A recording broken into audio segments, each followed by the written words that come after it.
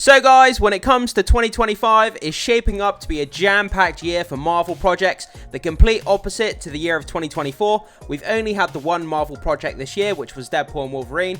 Obviously, that movie has generated over $1 billion now, and it's done fantastically well. But 2025, over 10 movies and TV shows, so it's going to be jam-packed, like I say. We're going to go down, we're going to take a look at each of these projects, have a little bit of a read about what they're about, and also I'm going to give my excitement rating out of 10 for each of these projects. This is my own personal excitement rating, so 1 being I don't care whatsoever, and then number 10 being the most excited I could possibly be. Let's go down, let's dive in, and let's check out each of these shows and movies we can expect from Marvel in 2025.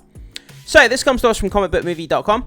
Every Marvel studio, Marvel television, and Marvel animation title now confirmed to be releasing in 2025. Yeah, so like I said, 2024, 1 project, 2025, 10 plus projects, so it's kind of absolutely crazy in that respect. So in the case of Marvel Studios, it was time to get back to quality over quantity. Despite that, 2025 will see the release of 10 big and small screen titles from Marvel Studios, Marvel Television, and Marvel Animation as we race towards, for some long overdue end of the multiverse saga. For some long overdue end of the multiverse saga. Yeah, so a lot of people, obviously the multiverse saga hasn't landed at, very well at all with the Marvel audiences, and they've kind of lost a lot of people with it. So, one of the reasons for this jam-packed year is 2023's Hollywood strikes, though some of these movies and TV shows have seemingly sat on the shelf for at least the past couple of years. Regardless, in the wake of the leak revealing the planned premiere windows for 4 upcoming series, we're breaking down everything Marvel that's heading our way in 2025. So let's get into this list here. Starting off at number 10, Your Friendly Neighborhood Spider-Man. That comes out January 29th. So in Marvel Animation, Your Friendly Neighborhood Spider-Man, Peter Parker is on his way to becoming a hero, with a journey unlike what we've seen before and a style that celebrates the character's earliest comic book roots.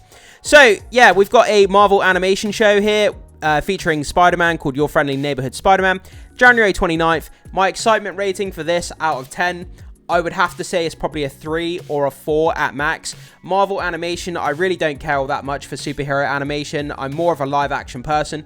Live action will always take precedent over animation for me. But this being Spider-Man, I'll probably give it a 4. I probably still will watch it because it's Spider-Man and I love the Spider-Man character. But when it comes to this kind of comic book style, artistic animation style, it doesn't do a lot for me. It's not really my kind of jam. But like I say, as it's Spider-Man and I love the character, I will watch it, and I'll give this an excitement rating of 4 out of 10. This is my own personal rating system, by the way, guys. This isn't comicbookmovie.com's rating system. This is mine, just to put that out there, okay? So, moving on to number 9, Captain America Brave New World, February 14th. So, Captain America Brave New World, after meeting with newly elected US President Thaddeus Ross, played by Harrison Ford in his MCU debut, Sam Wilson finds himself in the middle of an international incident. So, my excitement rating for this movie here, Captain America Brave New World, I'm going to say... this is difficult, this one. I'm going to be reserved and say a 7. It would be an 8, but after all the drama with the reshoots and, the bad test screenings and all of the kind of chaos that's been going on behind the scenes with this movie, we heard about the budget being ballooned to like ridiculous amounts of money for the budget now, the reshoots and just all of the bad stuff that's been going on behind the scenes where people saying that it wasn't testing well. I would have to say I'll give it a 7 because I have a lot of kind of cautious optimism going into this, but based on all of that really bad stuff in the background, it could fall flat on its face, so I'll give it a reserved 7 instead of an 8. Because I love Captain America, and I'm excited to see what Sam Wilson can do with this character, and I love Captain America, like I say, but yeah, I'd give it a reserved 7 out of 10 for this. So, moving on to number 8, Daredevil Born Again, March the 4th. Obviously, this is one of the most anticipated projects for a lot of people on their radar for next year. I would give this an excitement rating of 9 out of 10. I cannot wait to see this. Charlie Cox as Daredevil, one of the best castings that Marvel has ever done. Daredevil, again, we've already had the Netflix show, so there's a lot to kind of be excited about. They're going back and they've retooled this series to make it more in line with the Netflix show. It's going to be R-rated, it's going to be gritty, the Daredevil kind of vibes from that Netflix show. Yeah, I think this is going to be fantastic. They went back and retooled the entire show to make it better because Kevin Feige wasn't happy with it. So I do have a lot of confidence in this, and I would give it a 9 out of 10 for my excitement level. Marvel's television Daredevil Born Again, Matt Murdock, played by Charlie Cox, a blind lawyer with heightened abilities, is fighting for justice through his bustling law firm, while former mob boss Wilson Fisk, played by Vincent D'Onofrio, pursues his own political endeavors in New York. When their past identities begin to emerge, both men find themselves on an inevitable collision course. Yeah, fantastic. Cannot wait. This is my most anticipated MCU project of next year, probably. So 9 out of 10 for excitement on this one, guys. Moving on to number 7, Thunderbolts, May the 2nd. Just in time for my birthday. So, Marvel Studios, a crew of indie veterans who definitely sold out, presents Thunderbolts Star, an irrelevant team-up featuring depressed assassin Yelena Belova, alongside the MCU's least anticipated band of misfits. The movie will be directed by Jack Schaefer. So yeah, I mean, I'm super excited for this. This is probably my second most anticipated. I'm going to give this an 8 out of 10 for my excitement rating. I mean, it's got fantastic characters. I mean, we've got Yelena Belova, we've got Red Guardian, we've got, what's his name? I'm forgetting his name. We've got the Winter Soldier, we've got US Agent, we've got Taskmaster, if I can say that right. And there's a lot of rumors that Thunderbolts, with this small asterisk star, is going to turn into the Dark Avengers. Also, we've got Sentry popping up as well, so I'm excited to see what they do with Sentry. But yeah, 8 out of 10 excitement rating, guys. I cannot wait for this. I think it's going to be a fantastic movie. So moving on to number 6, The Fantastic Four First Steps, July the 25th. So, Pedro Pascal, played by Reed Richards, Mr. Fantastic. Vanessa Kirby as Sue Storm. Joseph Quinn as Johnny Storm. Eben Moss-Bachrach as Ben Grimm will lead the Fantastic Four First Steps cast. So yeah, when it comes to Fantastic Four, we've had like really bad, disastrous movies. Obviously, the Fantastic Four comic books were cancelled because nobody was buying them, nobody cared about it.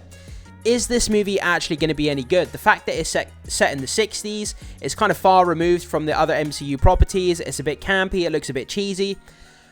I would have to give this probably, my excitement rating, I'm going to give it a 6 out of 10. I'm kind of somewhere in the middle. I'm a kind of, you know, take it or leave it. I'm not like mega excited, but then at the same time, it's not like I don't care. I'm kind of in the middle. And yeah, it's Fantastic Four, so I find it very hard to get excited about Fantastic Four. It's never really been that high on my radar when it comes to comic books, when it comes to movies, Fantastic Four.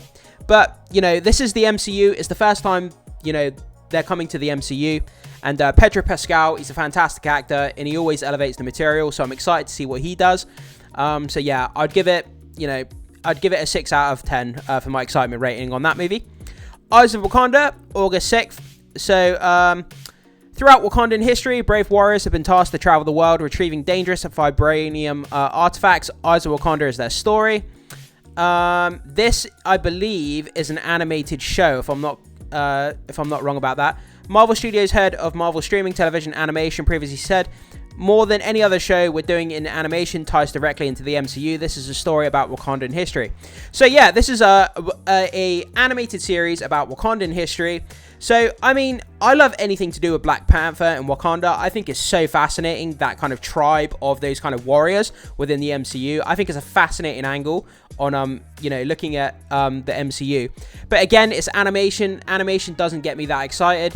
But because it's Black Panther, it's the history of Wakanda, I think that's going to be really exciting. So I'm going to go the same as the Fantastic Four on this. I'm going to give it a 6.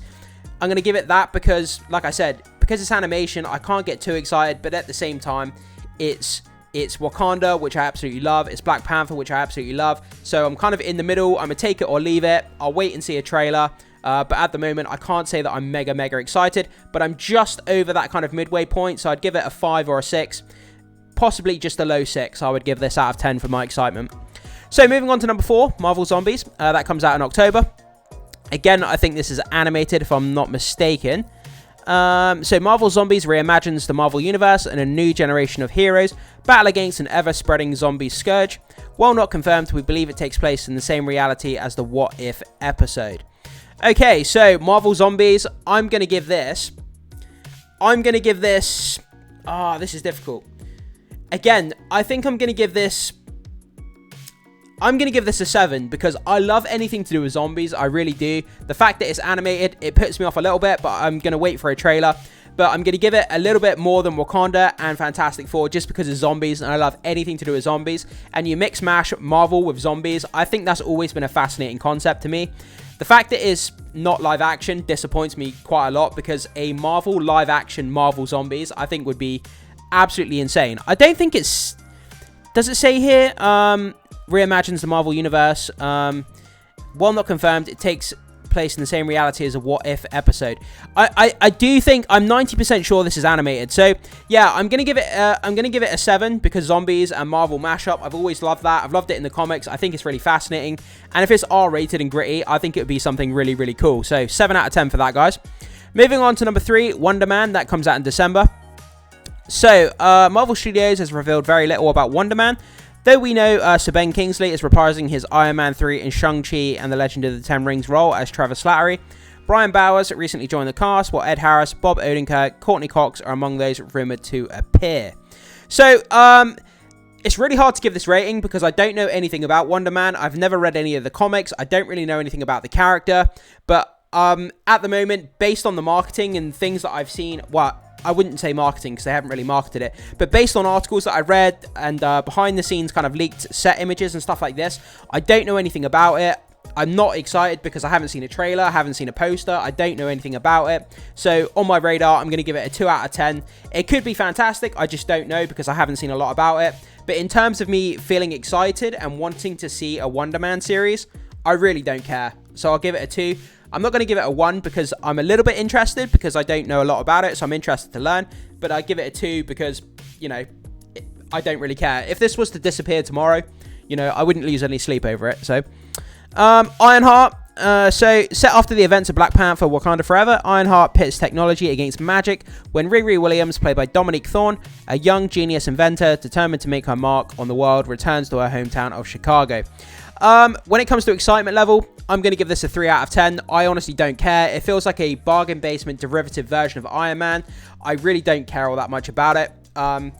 At the same time, I guess because there's Iron Man technology in there, it gives me a little bit of interest. I've always been interested in technology and kind of, you know, that Iron Man kind of angle with the technology and building a super suit and stuff like that.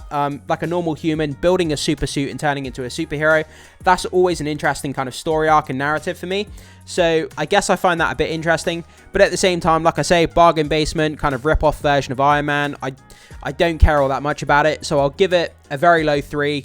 Maybe a high 2, around about that level, guys. But if a trailer comes out and it smashes the trailer, then that excitement rating could go up. But for now, everything that I've seen, read, and kind of based on, yeah, a high 2, a low 3, I would say. And then finally, moving on to number 1, What If Season 3. What If has been quite interesting. It's been a bit hit and miss. Some of the episodes are a lot better than other episodes.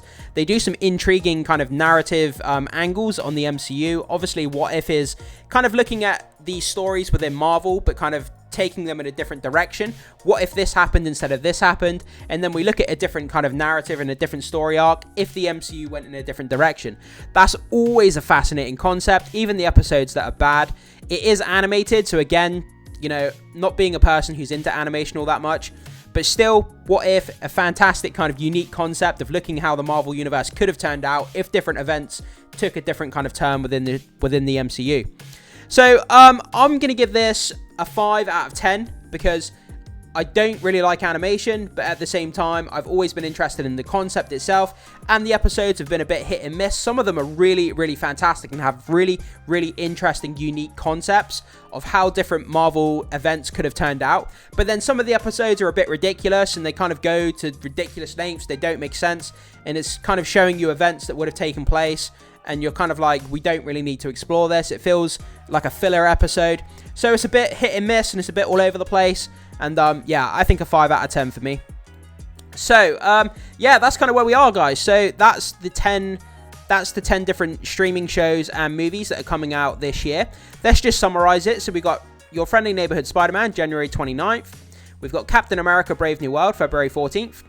We've got Daredevil Born Again, March the 4th. Thunderbolts, May the 2nd. The Fantastic Four First Steps, July 25th. Eyes of Wakanda, August 6th. Marvel Zombies, October. Wonder Man in December. Ironheart is yet to have a release date. And then we've got What If Season 3 as well. So those 2 projects are believed to come out in 2025, but there's no confirmed release date. And just bear in mind, guys, even though we're talking about 2025 series and movies, with Marvel being this big franchise, these dates could be shifted around. I could release this video and then tomorrow we could find out that half of these projects have been pushed into 2026. So just bear that in mind at the time of this recording. These projects, as far as we know, are coming out in 2025. So just, just bear that in mind. But yeah, guys, so that's my excitement rating, and that's the 10 movies and series that are coming out in 2025. It's a jam-packed year for Marvel, so prepare yourself, guys. Plenty of brand new Marvel content on the way in 2025. It's jam-packed. So we're not going to be short of content to talk about next year. So guys, I throw it off to you. I invite you, go down to the comment section, list out these 10 movies and series, and put your excitement rating down in the comment section. I'd love to see what your excitement rating is for each of these shows or movies, and see how it compares to mine. Because obviously you guys are going to have a vastly different amount of excitement for these different projects compared to myself. So I'd be very, very interested to see that, guys. By the way, thanks so much for watching. And before you leave, I almost forgot what I was going to say then. Blooper reel here at the end. But no, like I always say, guys, thank you so much for the support, the likes, and the encouragement on these videos. I really do appreciate it. And before you leave, make sure you hit that like and subscribe. And I will see you, as always, in the next video.